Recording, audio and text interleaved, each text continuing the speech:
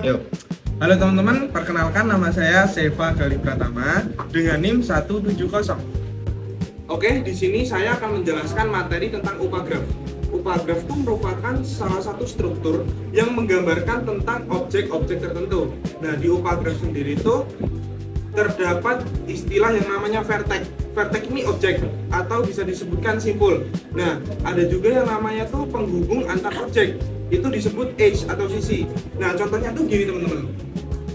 Misalkan ada huruf A, B, dan C. Jika A terhubung dengan B, maka B juga bisa terhubung dengan C. Nah, itu sudah menggambarkan tentang upagraf itu sendiri. Nah, selain itu juga upagraf itu bisa digunakan dalam kehidupan sehari-hari. Bisa juga tentang hubungan pertemanan untuk membuat jalan antar kota, dan juga bisa dibuat untuk koneksi antar komputer. Nah, jadi kesimpulannya gini teman-teman, lebih sederhananya upagraf ini tuh menunjukkan hubungan antar titik menggunakan garis penghubung.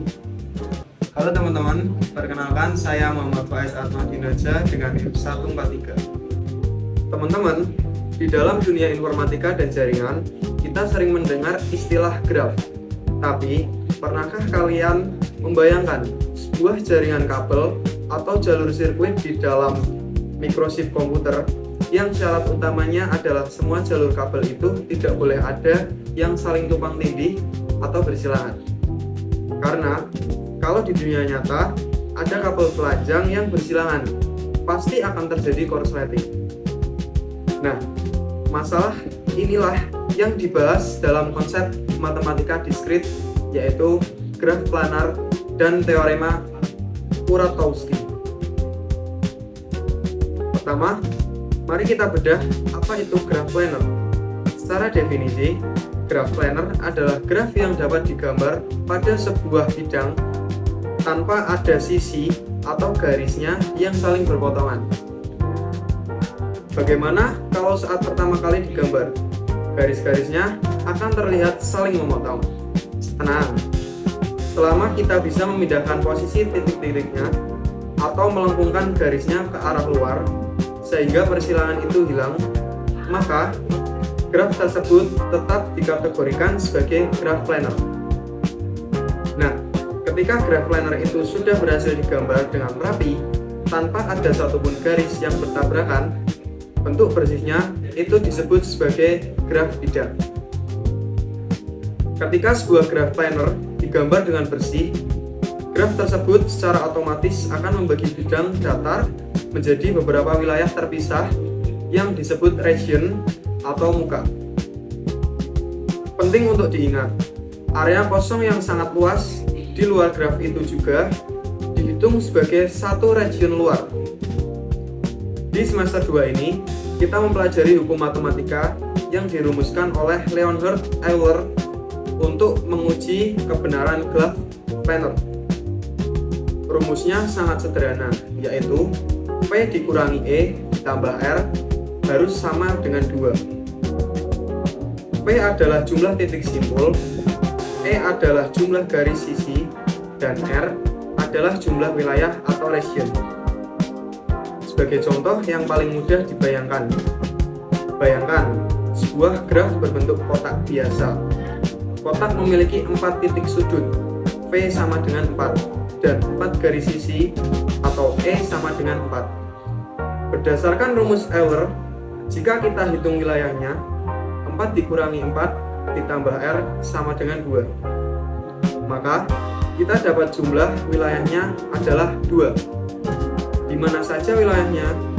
Satu wilayah di dalam kotak dan satu wilayahnya di luar kotak. Rumus ini terbukti sinkron dan akurat. Namun, tantangannya adalah bagaimana jika graf yang kita hadapi itu sangat besar, rumit, dan memiliki ratusan kabel.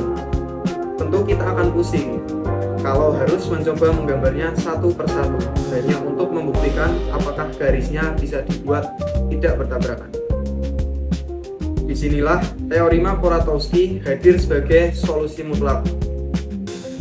Matematikawan bernama Kazimierz Kuratowski memutuskan bahwa sebuah graf itu sudah pasti planar jika dan hanya jika di dalam dirinya tidak mengandung struktur yang sepadan atau homomorfik dengan dua buah graf dasar non-planar. Kita bisa sebut kedua graf ini sebagai graf Kuratowski.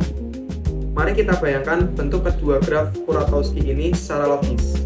Pertama, graf Kuratowski itu disebut dengan K5 atau garis lengkap 5 simbol.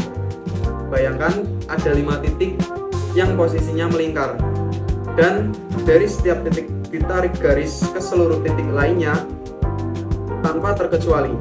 Totalnya ada 10 garis. Jika kita hitung menggunakan batas maksimal graf planar, jumlah garisnya terlalu banyak untuk 5 titik. Maka graf K5 ini secara matematis mustahil bisa digambar tanpa tabrakan.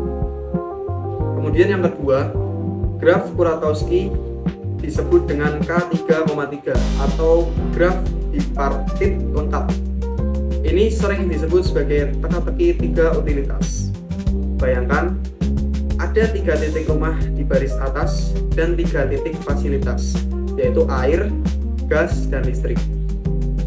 Di baris bawah, tugas kita adalah menyambungkan ketiga rumah tersebut menjadi ketiga fasilitas di bawahnya. Total ada 9 jalur kabel. Secara pembuktian matematika diskrit, graf K3,3 ini juga mutlak tidak planar karena pasti akan ada jalur yang bertabrakan di tengah. Kemudian kesimpulannya adalah, lalu apa hubungan kedua graf tadi dengan graf rumit lainnya? Disinilah istilah homomorfik berperan. Dua graf dikatakan homomorfik jika struktur dasarnya sama. Hanya saja ada penambahan titik baru di tengah-tengah garisnya, tanpa mengubah hubungan asli dari jaringannya. Jadi, kesimpulan besar dari teorema Kuratowski adalah, jika kita memiliki sebuah graf serumit apapun di dunia IT, kita tidak perlu repot-repot menyusun ulang gambarnya. Namun, kita cukup memeriksa komponen di dalamnya menggunakan algoritma.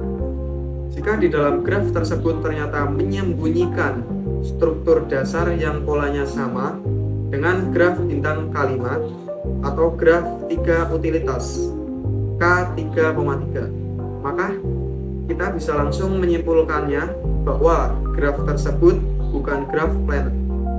Sekian penjelasan dari saya mengenai konsep graf planar dan teorema Kuratowski untuk tugas akhir matematika diskrit ini. Perkenalkan, nama saya Firman Suhinda, NIM saya 131820138. Baik teman-teman, kita masuk ke materi selanjutnya, yaitu pengertian graf bidang. Secara sederhana, graf planar adalah graf yang sebenarnya bisa kita gambar pada bidang datar tanpa ada garis atau sisi yang saling bertabrakan. Nah, ketika graf tersebut sudah berhasil kita gambar dengan rapi tanpa ada sisi yang saling memotong, saat itulah kita menyebutnya sebagai graf bidang. Karakteristik graf bidang. Keunikan dari graf bidang ini adalah mereka membagi ruangan menjadi beberapa wilayah atau daerah, termasuk satu wilayah luar yang tak terbatas. Di dalam konsep ini, ada sebuah rumus terkenal bernama rumus Euler, yaitu jumlah titik dikurangi jumlah sisi, lalu ditambahkan jumlah wilayah. Hasilnya akan selalu sama dengan 2. Kita lanjut ke materi selanjutnya, yaitu pengertian graf dual.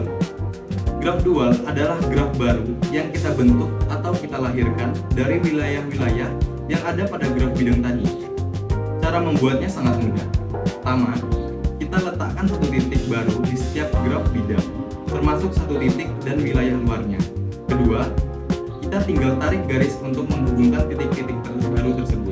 Jika wilayah mereka saling bersebelahan atau dibatasi oleh sisi yang sama, graf baru yang terbentuk dari proses itulah yang kita sebut graf dual. Kita masuk ke contoh penerapan di kehidupan sehari-hari. Pada graf bidang, ada penerapannya pada desain jalur sirkuit elektronik atau PCB dan perancangan rute utilitas bawah tanah seperti pipa air atau kabel listrik. Sedangkan graf dual Contohnya adalah pada sistem navigasi peta digital atau GPS.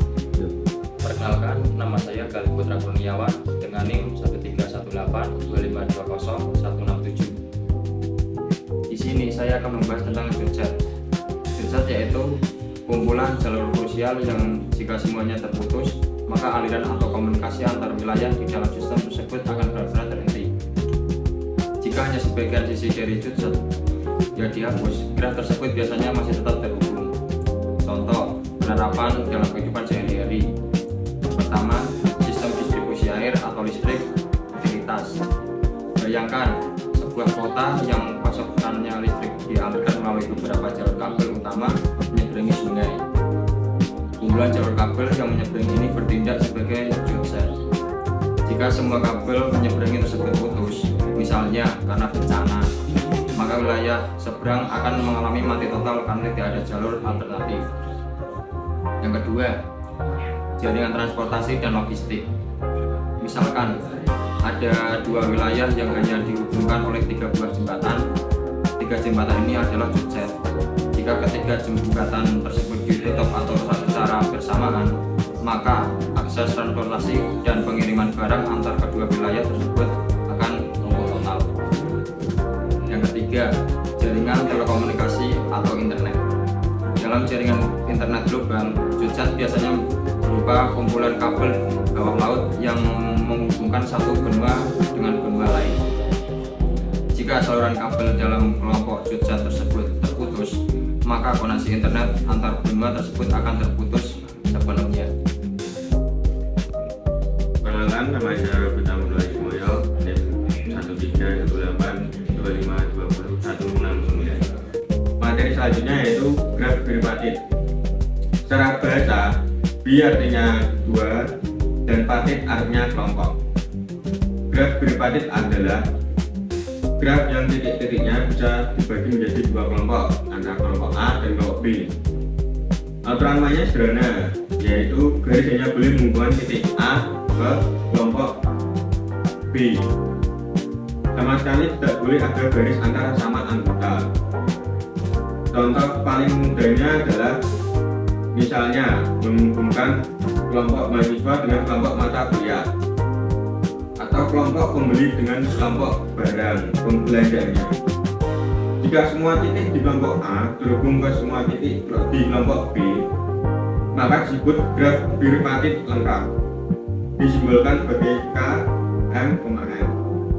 Contohnya adalah graf K 3,3 yang dibahas tadi di teorema Kuratowski tadi. Cara gampang mengeceknya yaitu sebuah grafik merupakan graf bipartit jika di dalamnya tidak ada siklus atau lintasan berputar yang jumlah garisnya ganjil seperti bentuk segitiga. Sekian penjelasan dari saya.